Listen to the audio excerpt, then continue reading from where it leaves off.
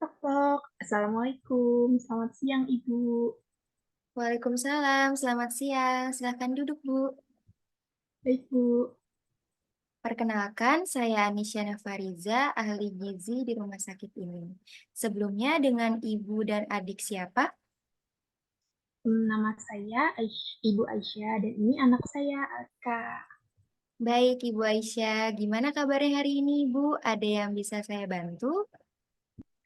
Alhamdulillah baik Bu. Jadi gini, saya kesini atas rujukan dokter anak. Katanya anak saya gizinya sedikit terlambat karena gizinya kurang. Terus diarahkan untuk konsultasi ke ahli gizi. Gimana ya Bu caranya agar gizi anak saya baik? Saya sedih banget karena ini anak pertama saya.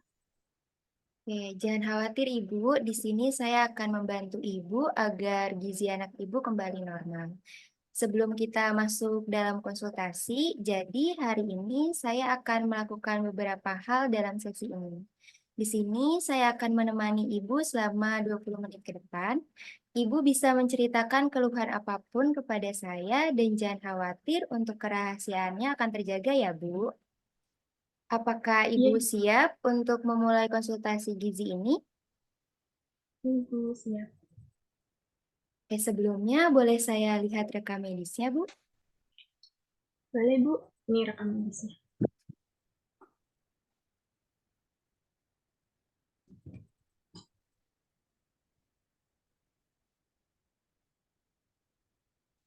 Em, Ya, dokter memang merujuk ibu ke saya terkait status gizi anak ibu. Usia balita ibu saat ini 3,5 tahun ya, Bu.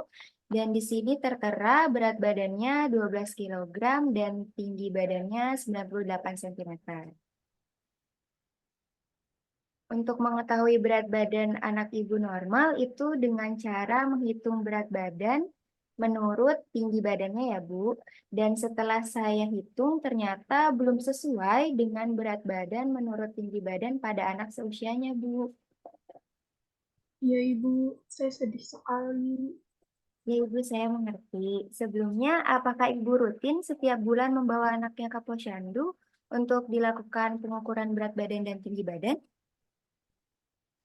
Tidak Ibu, saya sibuk bekerja, jadi anak saya dititipkan ke neneknya, sedangkan neneknya suka lupa kalau ada posyandu.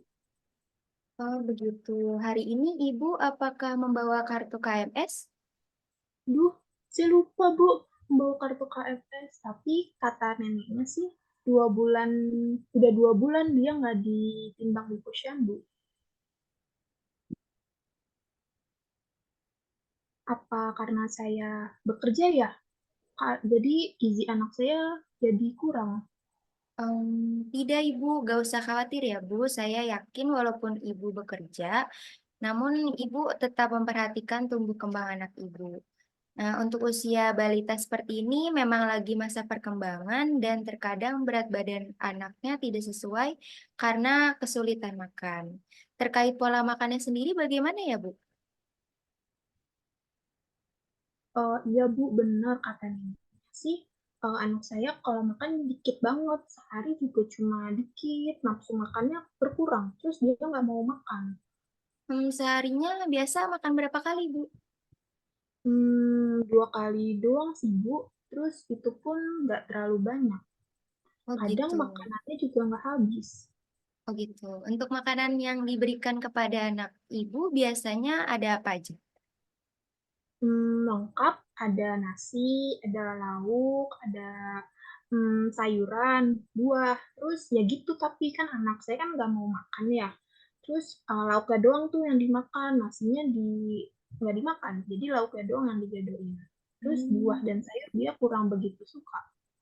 oh gitu. Untuk lauk pauknya yang disukai ada apa aja ya, Bu?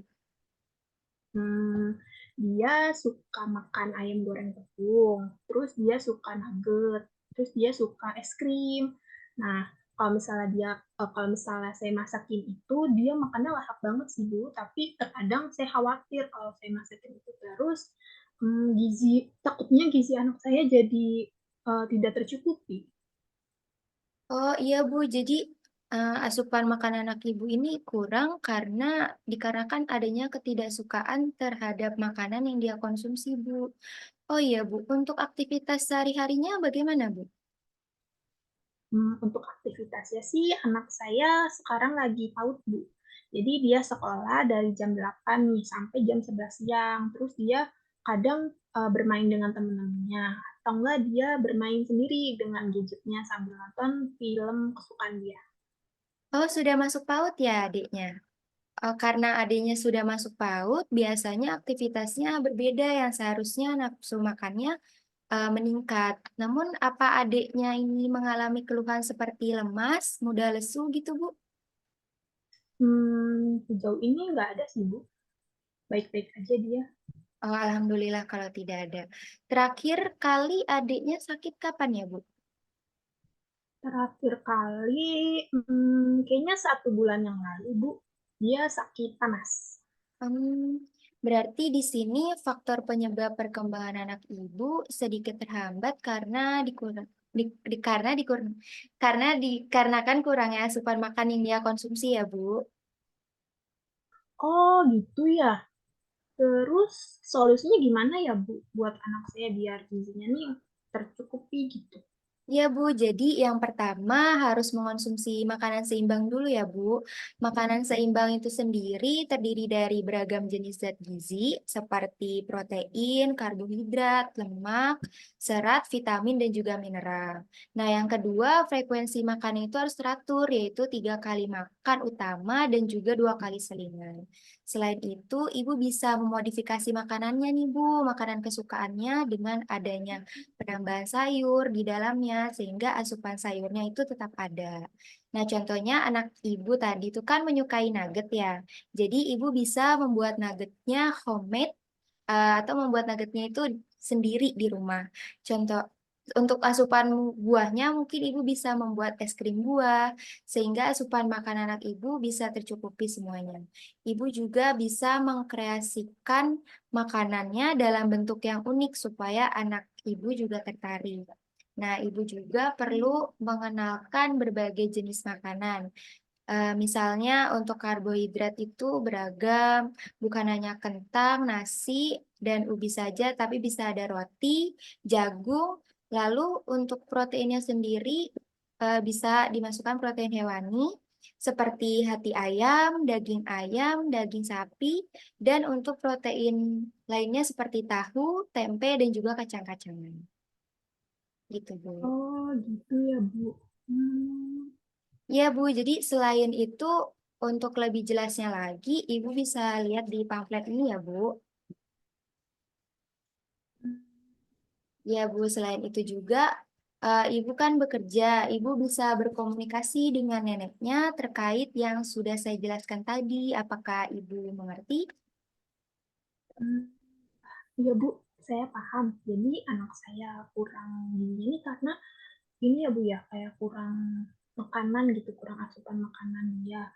Oke, oke, nanti saya coba nerapin gitu ya solusi dari ibu. Dan juga saya akan komunikasi ke neneknya untuk dia makan 3 kali sehari, terus ada 2 kali selingan. Nanti juga saya coba buat modifikasi deh sesuai saran ibu.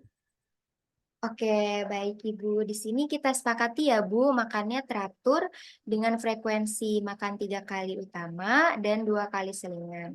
Yang terdiri dari makanan pokok, lauk hewani, lauk nabati, sayur, buah yang semua dimodifikasi agar anak Ibu nafsu makannya membaik ya Bu. Untuk langkah mendapatkan berat badan yang ideal. Jika Ibu mudah lupa leaflet dan selebarannya, Ibu bisa bawa atau bisa ditempel dan ditaruh di tempat yang sering Ibu lihat ya, Bu. Ibu, siap. Oke, apakah ada yang ingin Ibu tanyakan lagi atau ada yang kurang jelas, Bu? Nggak ada sih, Bu. Sudah sangat jelas. Oke, baik jika tidak ada yang ditanyakan lagi, sesi konseling kita hari ini kita cukupkan sampai di sini ya, Bu. Untuk konsultasi selanjutnya saya jadwalkan pada tanggal 12 Mei 2024 untuk melihat bagaimana perkembangan anak Ibu. Sebelumnya, apakah Ibu setuju dengan jadwal yang saya berikan?